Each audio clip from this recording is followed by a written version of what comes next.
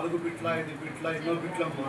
వాళ్ళు అడిగేది ఏంటంటే ఫస్ట్ మాకు ప్రతిదీ డాక్యుమెంట్ ఇచ్చిన తర్వాత మా గ్రామస్తులు మా దామవరం ఎయిర్పోర్ట్ సంబంధించిన 400 ఎకరాలు 500 ఎకరాలు కూర్చొని చూసుకొని దాని తర్వాత మాకంతా ఓకే అనుకున్నప్పుడు గ్రామ సభ పెడితే సవ్యంగా సాగద్ది.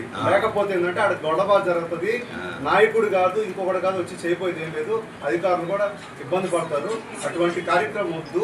దయచేసి మీరు ఎంఆర్ఓ గారు డిటి గారు మీరిద్దరు కలిసి ఆర్డీఓ గారిని చెప్పండి. గ్రామస్తులు అందరూ ఇక్కడే ఉన్నారు. వీళ్ళే కాదు 400 ఎకరాల్లో రేపు వాడికి వచ్చి మనం గ్రామ సభ పెట్టినా కూడా డిస్టర్బెన్స్ 100%. అది నేను ఆ రోజే ఆర్డీఓ గారికి అక్కడే చెప్పాను. ఇంకొకటి ఎలిపోర్డుకు సంబంధించి గ్రామ సభ పెట్టి అక్కడ అర్హులకి ఖచ్చితంగా పంచాల్సి వస్తుంది. 380 సర్వే నెంబరు 120, 124లో అక్రమాలు జరుగుతున్నాయి. 380 సర్వే నెంబర్ పక్కన పెట్టేస్తున్నారు. అవన్నీ చూడండి.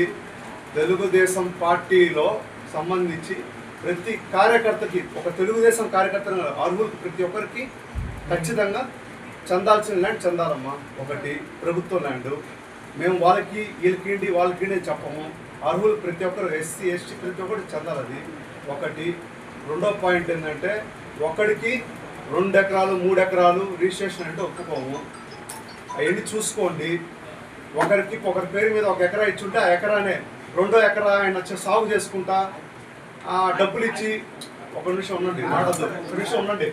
ఇంకొకటి